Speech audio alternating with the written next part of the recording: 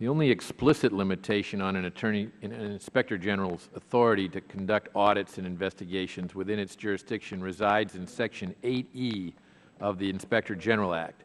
Section 8E is an extraordinary exemption that provides the Attorney General with the authority in carefully circumscribed circumstances to prohibit the Office of Inspector General from carrying out an audit or investigation. To invoke Section 8E, the Attorney General must explain the reason for his decision in writing and make a determination that a limitation on an IG's exercise of authority is necessary to prevent the disclosure of certain specifically described categories of information or to prevent significant impairment to national interests. My question to you is, has Attorney General Holder at any time during your tenure used this formal procedure to limit your office's access to material essential to a review? He has not, and that's been one of the arguments we've put forward, which is that's the mechanism Congress set up to limit our access if there are sensitive matters. That's the provision that should be used, not simply a standing objection to our access. In your experience, prior to your troubling experiences with the 3 reviews that you cite in your testimony, had any Department of Justice component ever asserted the right to make unilateral determinations about what requested documents were relevant to an Office of Inspector General review? To my understanding from speaking to my predecessors and others in the agency, that had not happened before 2010. How valuable is your authority to access grand jury or other sensitive material to your ability to execute rigorous oversight of national security matters? It is critical, Mr. Chairman. These are the tools of the trade for the FBI, other law enforcement agencies.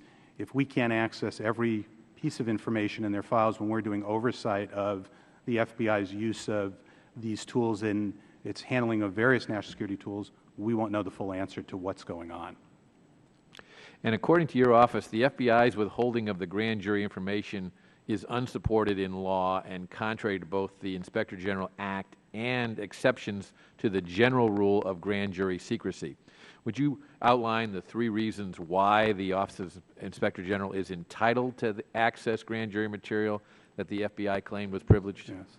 Certainly, first and foremost, Section 6A of the Act could not be clearer, as Congressman Conyers just outlined in his opening statement. It is crystal clear.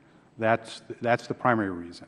But secondarily, under the grand jury rules, prior to 2010, we had regularly obtained grand jury material because we have attorneys for the government working for us. I'm an attorney. We have a number of attorneys working on our staff. That would be the other exception.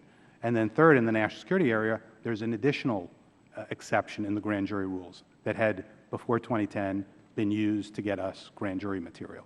So there are at least 3 reasons why we should be getting this material. You testified earlier that at no time has the Attorney General complied with Section 8E and given you testimony or a statement in writing as to why material would not be provided. Have you had the opportunity to have any verbal discussion with either he or the Director of the FBI as to why they are choosing not to make this material available to you?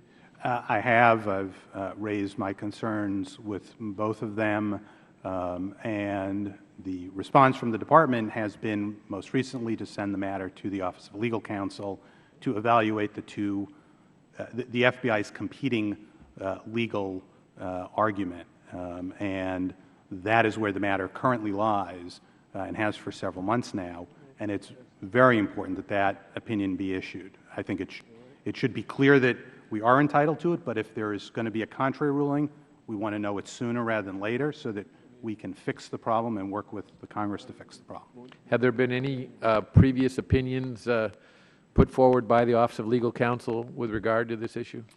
There have, and that again is one of our points, which is in 1984, prior to our existence, which we came into existence in 1988, OLC issued a legal opinion finding that the Office of Professional Responsibility was entitled to access grand jury information. We are at a loss to understand why that same opinion wouldn't apply to us, given we have the same oversight responsibilities, and on top of that, unlike with OPR, Congress, again, as Congressman Conyers quite clearly laid out, found that we should be getting these materials and put a provision in law that says that. Thank you very much.